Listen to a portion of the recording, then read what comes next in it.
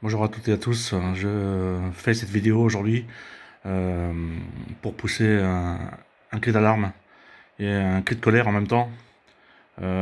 J'ai aujourd'hui une fille qui est réquisitionnée en réanimation, qui risque sa vie au même titre que ses collègues médecins, infirmiers et tout le milieu de la santé.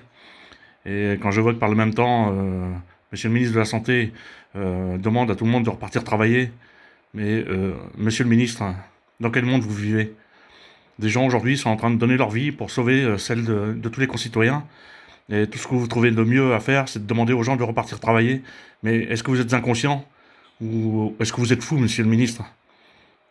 Comment pouvez-vous aujourd'hui laisser des services de santé qui sont au bord de l'explosion, sans aucun moyen? Comment vous pouvez les laisser dans une telle détresse? Puisque vous savez très bien qu'ils vont aller jusqu'au bout, parce qu'ils ne peuvent pas se permettre de ne pas sauver une vie. Mais à quel prix? Alors, monsieur le ministre, respectez au moins ça. Donnez les moyens aux services de santé. Faites respecter le couvre-feu.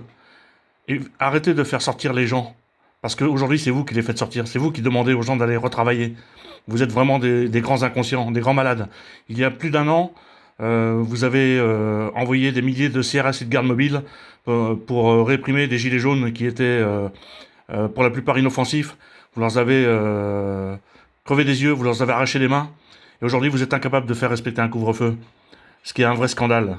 Messieurs, je suis désolé, monsieur le président, monsieur le premier ministre, monsieur le ministre de la Santé, monsieur le ministre de l'Intérieur, pour moi, vous n'êtes plus à votre place. Alors, si vous n'êtes plus capable d'exercer votre responsabilité, il faut partir. Parce qu'aujourd'hui, la situation ne peut pas se permettre d'avoir des amateurs. Aujourd'hui, la situation de ce pays doit être à la hauteur de ce que font nos soignants aujourd'hui. C'est-à-dire que les décisions doivent être prises.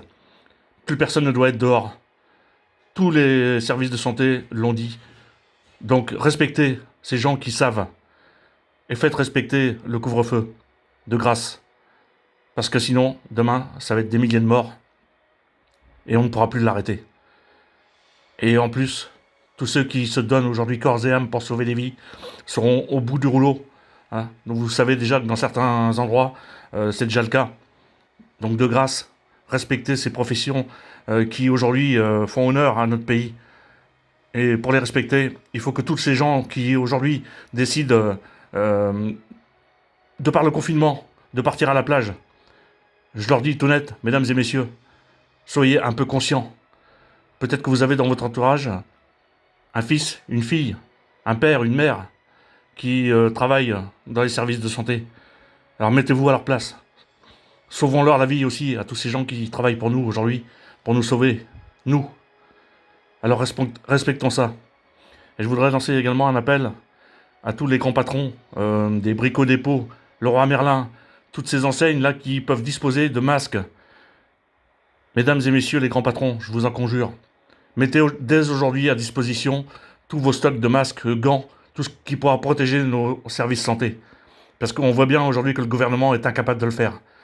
Donc j'en appelle à vous tous et toutes aujourd'hui pour qu'un élan de solidarité vienne en aide à nos professions de santé, qui sans eux, je vous le rappelle, ce serait une vraie hécatombe. Merci, et j'espère que cette vidéo d'un père en colère, de voir sa fille prendre des risques sans se protéger, va vous faire réfléchir et surtout arrêter les conneries d'aller dehors, aller faire des courses une fois par semaine, juste quand c'est nécessaire. Évitez d'emmener vos enfants, les personnes âgées, évitez d'aller faire les courses tous les jours. Au pire, faites-vous aider par vos voisins, qu'ils aillent faire les courses pour vous, mais protégez-vous. Merci.